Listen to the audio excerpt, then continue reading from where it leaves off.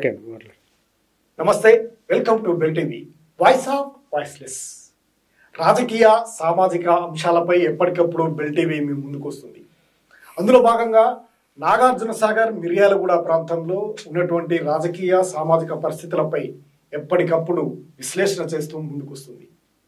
అందులో భాగంగానే ఈ ప్రాంతంలో రాజకీయ సామాజిక రంగాలపై అనేక అంశాలపై సుదీర్ఘమైనటువంటి పోరాటం చేసి అనేక మార్పుకు కేంద్ర బిందువు అయినటువంటి కేవి సత్యనారాయణను స్మరించుకుంటుంది టీవీ.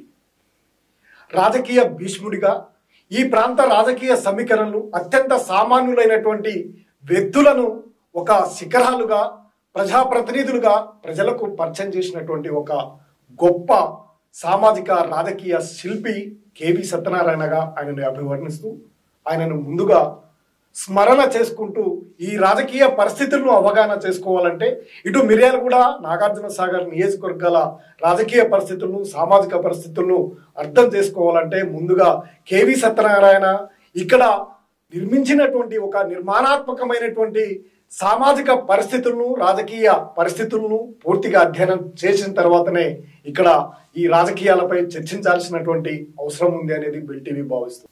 సామాన్య వ్యక్తులుగా ఉన్నటువంటి నిమ్మల రాములను 2 సార్లు ఎమ్మెల్యేగా నిలిపి ఇక్కడ ఆ ప్రాంతంలో నాగార్జున సాగర్ నియోజకవర్గ ప్రాంతంలో ఉన్నటువంటి దొరలకు పెత్తందారులకు వ్యతిరేకంగా ఒక సోషలిస్టుగా రాజకీయ విజ్ఞానవంతుడిగా అదేవిధంగా MA చదివి అప్పుడు ఎంతో పరిపూర్ణమైనటువంటి విజ్ఞానాన్ని సంపాదించినటువంటి వ్యక్తిగా ఉన్నటువంటి కేవి సత్యనారాయణ తీసుకొచ్చినటువంటి మార్పులే నేటికి సమాజంలో ఎంతో ఉపయోగకరంగా మారి ఒక రాష్ట్ర స్థాయి నాయకులుగా తీర్చిదిద్దడంలో ఆయన తీసుకొచ్చినటువంటి మార్పులే కేంద్ర బిందువుగా మారాయి.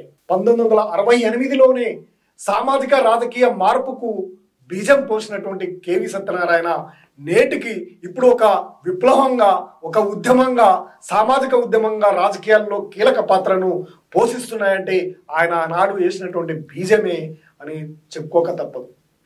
నాగార్జున సాగర్ నియోజకవర్గంలో ఉన్నటువంటి పెత్తందారులు రాజకీయ గ్రామాలే పట్టు కలిగినటువంటి దొరలకు వ్యతిరేకంగా సామాన్యమైనటువంటి వ్యక్తి అయినటువంటి నిమ్మల రాములను రంగంలోకి దింపి రాజకీయ విప్లవాన్ని సృష్టించినటువంటి కేవి సత్యనారాయణ అదేవిధంగా ఆయన తీసుకుంటున్నటువంటి నిర్ణయాలకు వ్యతిరేకంగా కుటుంబ పాలనకు వ్యతిరేకంగా నిర్ణయాలు తీసుకుంటున్నాడనే ఉద్దేశంతో తన వద్ద తన అనుచరుడిగా తన వద్దే ఉంటున్నటువంటి అత్యంత సామాన్యుడైనటువంటి జానారెడ్డిని ఒక శిఖరంగా తీర్చిదిద్దినటువంటి విప్లవాత్మక మార్పును తీసుకొచ్చి ఒక ఈ ప్రాంతంలో ఉన్నటువంటి దొరలకు ఒక సవాలుగా సామాజిక సవాలుగా ఇచ్చినటువంటి కేవి సత్యనారాయణని స్మరించుకోవడం ఎంతో అవసరంగా బెల్ టీవీ భావిస్తాం. జానారెడ్డి లాంటి సాధారణ వ్యక్తి ఇప్పుడు రాష్ట్రంలోనే ఒక కీలకమైనటువంటి నేతగా సుదీర్ఘకాలం రాజకీయాల్లో ఉండి సుదీర్ఘంగా పదవుల్లో కొనసాగినటువంటి వ్యక్తిగా ఉండటానికి ప్రధాన కారణం బీజం కేవి సత్యనారాయణ అని చెప్పుకోవచ్చు. ఆయన వేసినటువంటి బీజం ఆయన నాటినటువంటి నాటునే నేడు కూడా ముందుకు సాగుతా ఉంది. 94 ఎన్నికల్లో సైతం జానారెడ్డిని ఓడించడానికి కూడా కేవి సత్యనారాయణ తీసుకొచ్చినటువంటి సామాజిక స్పృహ సామాజిక విప్లవమే జానారెడ్డి ఓటమి కూడా కారణం కూడా అదే అయింది.